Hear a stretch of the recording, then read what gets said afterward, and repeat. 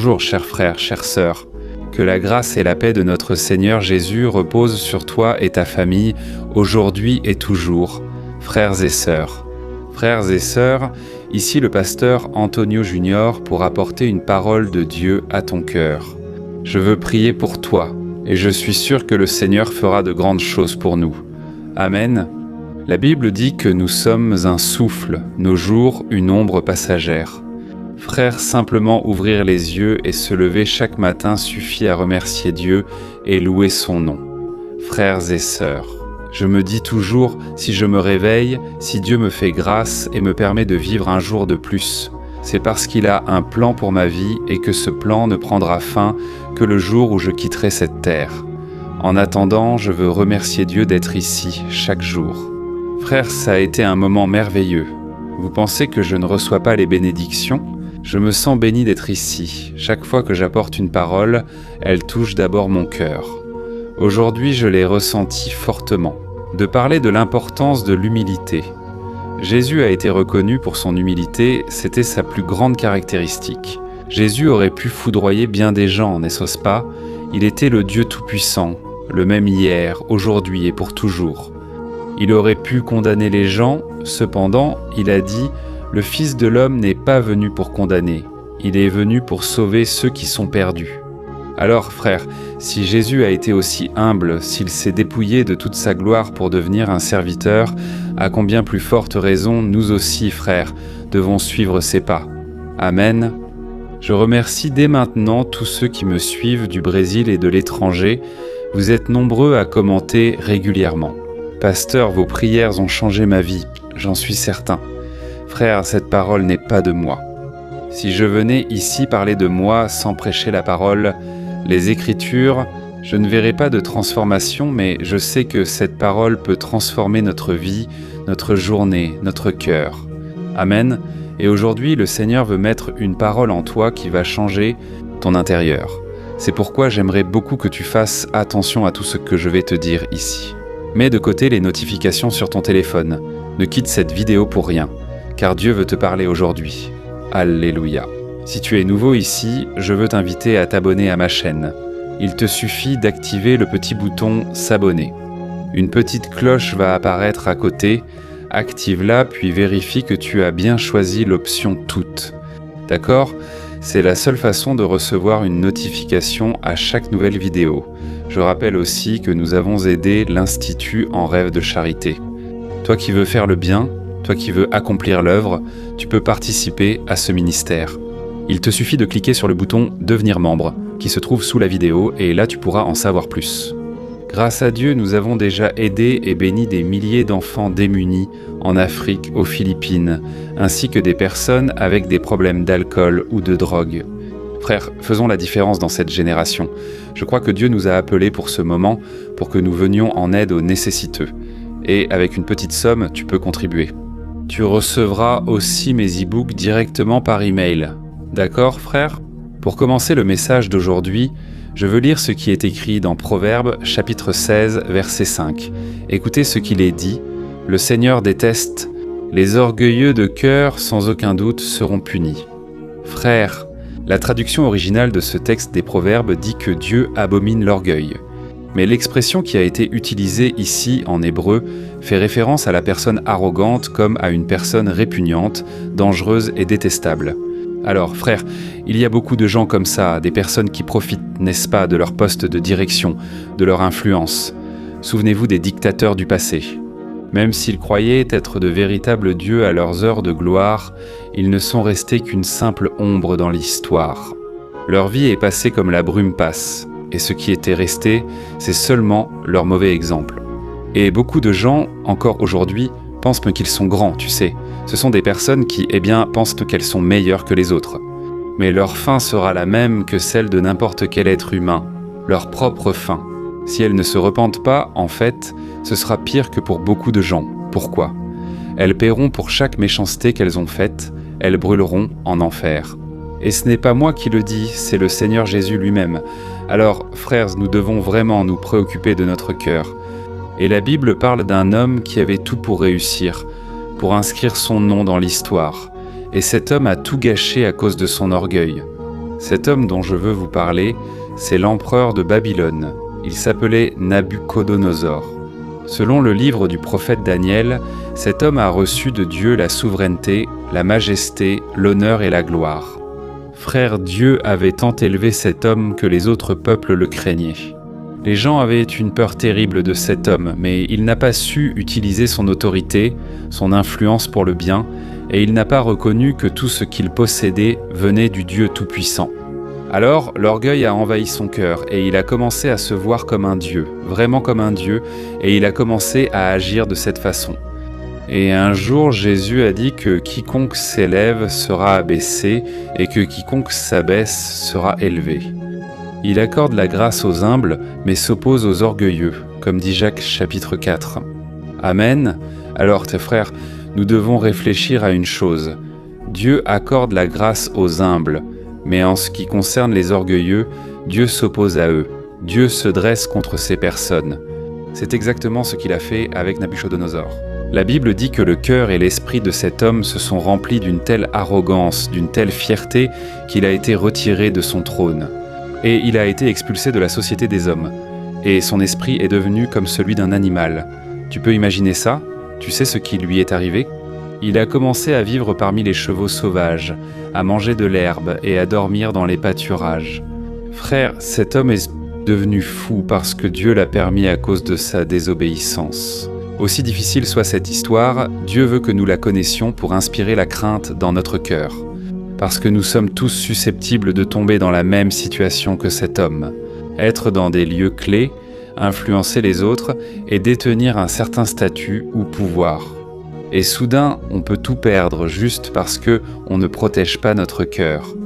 Combien de personnes, frères, Dieu a élevées à des postes importants au Congrès, dans les mairies ou la magistrature, mais qui aujourd'hui sont changés par la soif de pouvoir.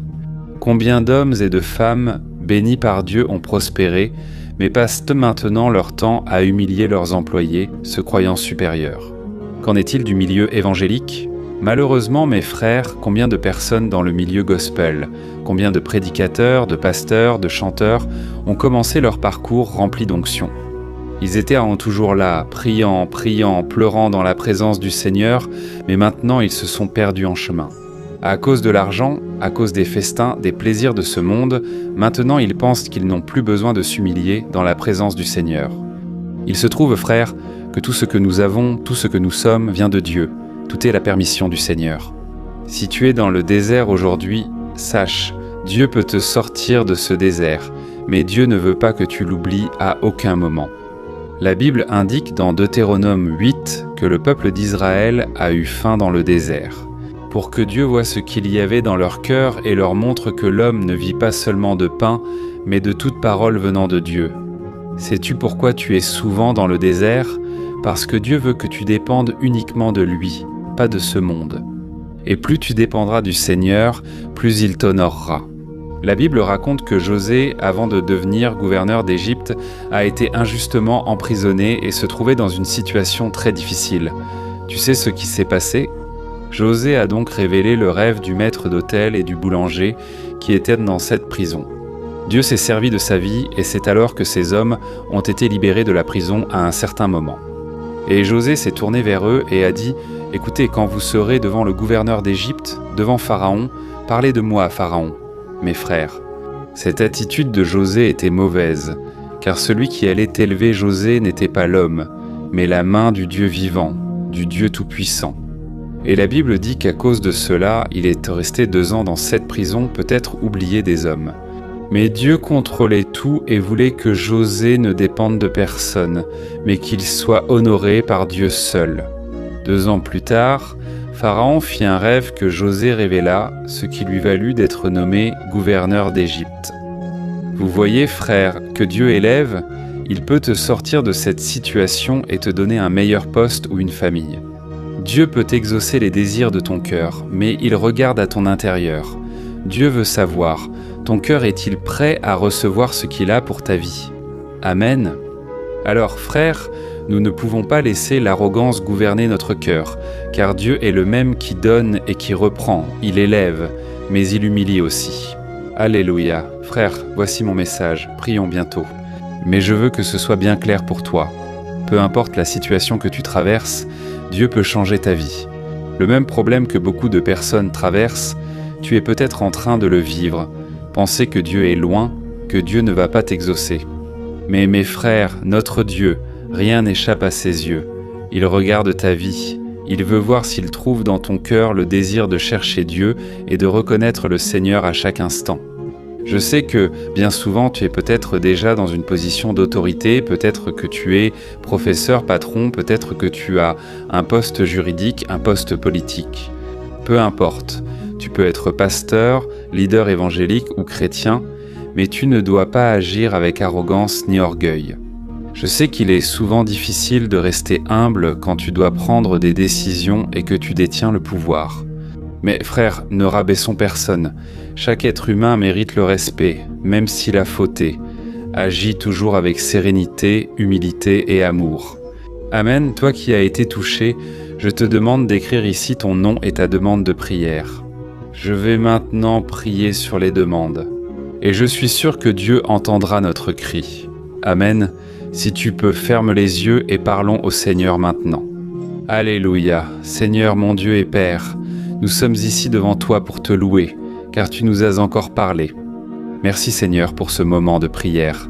Quel bonheur d'être ici réunis en ton nom, Dieu. En croyant que c'est toi, Seigneur, qui élève l'abattu, c'est toi, Seigneur, qui humilie ceux qui s'élèvent eux-mêmes. Tu es aux commandes, Seigneur. C'est toi qui ordonnes et qui défais. Tu règnes sur toutes choses et il n'y a personne d'assez puissant qui ne doive s'humilier devant ta présence. Seigneur, je dépose devant toi chaque demande de prière. Beaucoup, mon Père, demandent des bénédictions pour leur famille. Mais surtout d'ici, Seigneur, je vois des personnes malades dans leur âme, épuisées par leur combat. Ô Seigneur, cette femme qui est à l'hôpital, Père, elle est malade. Père Dieu, cette femme demande la prière ici et maintenant. Je te demande, va à sa rencontre, Seigneur. Cette femme qui subit des humiliations chez elle, Père, aie pitié, Seigneur. Brise cette malédiction. Père, nous n'acceptons pas, Père, que cette personne subisse tant de persécutions, tant d'humiliations. Je réprimande toute œuvre maléfique, toute œuvre de quelque chose. Je combats tout ce qui a été levé contre cette personne, toute méchanceté. Que cela tombe à terre au nom de Jésus. Ô Seigneur, cet homme qui traverse des problèmes financiers, Seigneur, les portes sont fermées. Cet homme n'arrive pas à subvenir aux besoins de sa maison. Aie pitié, Jésus. Ô Seigneur, viens aussi en aide, Père, à cette personne qui prie pour sa mère, pour son père. Ils sont malades, ont besoin d'aide. Père, suscite des personnes pour aider. Seigneur, ouvre des portes. Ô Dieu, que cette personne soit épargnée des difficultés et angoisses, qu'elle reçoive la restauration, la guérison et la délivrance. Père, beaucoup demandent à restaurer leur mariage. Seigneur mon Dieu, aie pitié, Père. Il est si difficile de vivre en famille. Il est si difficile, mon Père, de garder la sainteté dans la relation. Aide-nous, Seigneur, à l'humilité et la patience, fruit de l'Esprit, au nom de Jésus, Père. Beaucoup de personnes sont ici en train de supplier, Père, pour une opportunité d'emploi, pour que tu aides à acheter une maison, que cette personne puisse, mon Père, avoir les ressources, Père. De nos jours, c'est de plus en plus difficile, Père, parce que tout est cher. On va au supermarché, on en sort en ayant beaucoup dépensé. Seigneur, aie pitié, nous voulons vivre la prospérité et l'abondance. Nous savons, mon Père, que posséder de l'argent n'est pas un péché, mais l'aimer et en faire le Dieu de notre vie. Oui, Seigneur, nous souhaitons simplement une vie digne. Nous voulons seulement avoir une vie transformée. Ô Seigneur, beaucoup ici demandent la délivrance de leurs enfants, Père. Combien sont rebelles en ce moment. Ô Seigneur, va là où se trouve notre fils, là où se trouve notre fille. Protège nos enfants, Seigneur, des mains de l'ennemi. Protège nos enfants des mauvaises fréquentations, Seigneur. Nous n'en avons pas la capacité, Père. Nous pouvons enseigner correctement, mais c'est toi, Seigneur, qui veille sur cette personne et sur notre maison. Seigneur mon Dieu et mon Père, combien de demandes pour la famille. Miséricorde, embrasse nos proches et apporte le salut chez nous, Seigneur. Que nous soyons un bon témoignage pour l'honneur et la gloire du Seigneur, mon Père.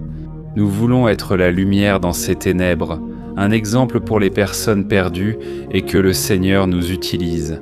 Père, pour appeler ces personnes à l'Église et à écouter les prières au nom de Jésus, utilise notre vie quand nous partageons ces prières. Que cette semence tombe sur une terre fertile, sur des personnes qui désirent vraiment le Seigneur. Merci mon Dieu, car tu as entendu notre prière ici. Beaucoup ici sont désespérés et cherchent un renouveau spirituel. Je suis certain, Père, que la paix du Seigneur viendra sur nous. En tant que ministre de l'Évangile, je la transmets. Je déclare la bénédiction, la joie, la prospérité sur la vie de chacun de ceux qui m'écoutent. Maintenant, au nom de Jésus, c'est ce que je prie et je te remercie déjà. Amen. Gloire à Dieu. Alléluia.